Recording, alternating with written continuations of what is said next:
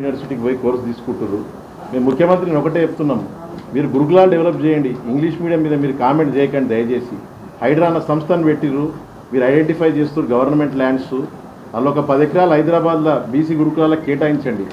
మరొక పక్క BC SC SC hostel అని ఎత్తేస్తామని పక్క రాష్ట్రంలో కొంతమంది నాయకులు చెప్తున్నారు.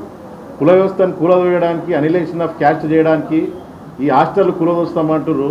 మీరు వేరే వాటి గురించి మాట్లాడతారా? రాజ్యాంగంలో మతాలకు, అనేక మతాలకు రాజ్యాంగంలో మైనారిటీల గురించి హక్కులు ఉన్నాయి, కానీ కేవలం ఈ కులాలు ఏం చేస్తారు, వీళ్ళకి చేత కాదు అని ఒక చిన్న చూపుతోటి ఇవాళ తెలుగు రాష్ట్రాల్లో బీసీ ఎస్సీ ఎస్టీల విద్య పైన దాడి జరుగుతుంది. వీళ్ళు విద్యావంతులు అయితే సర్పంచ్లు అవుతారు.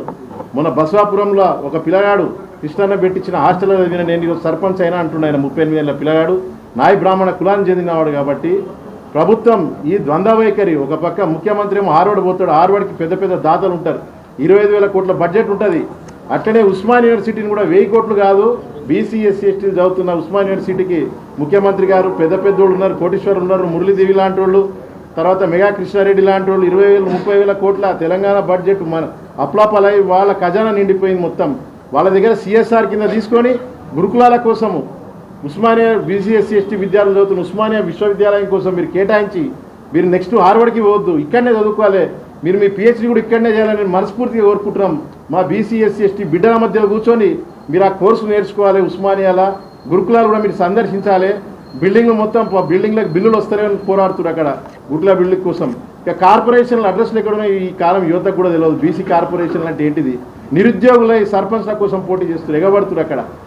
మీరు కార్పొరేషన్ల ద్వారా స్వయం ఉపాధి కల్పించండి బీసీ యువత కోసమని మేము కోరుకుంటున్నాము. అంతేకాకుండా బీసీలంతా సంఘటితమై ఇప్పుడు జరిగే ఈ అర్బన్ లోకల్ బాడీ ఎలక్షన్ల ఎట్లయితే పంచాయతీ ఎన్నికల్లో మీరు తిరగబడ్డారో, మేము రక్తం చిందిస్తే తప్ప ఈ ప్రభుత్వం స్పందిస్తలేదు.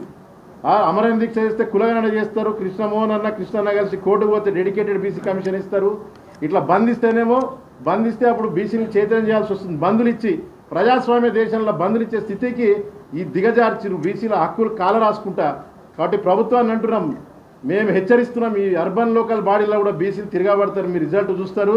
రాబోయే జిహెచ్ఎంసీలో కూడా మీరు వెంటనే మీ కామారెడ్డి డిక్లరేషన్ల ఫీజు రియంబర్స్మెంట్ గురించి, కార్పొరేషన్ రుణా గురించి, సప్లాన్ గురించి ఏమేమైతే చెప్పిరో వాటిని వెంటనే అమలు చేయకుంటే మీరు ఇప్పుడు రాబోయే ఈ అర్బన్ లోకల్ బాడీ కాకుండా జిహెచ్ఎంసీలో కూడా మేము తిరగబడతాము.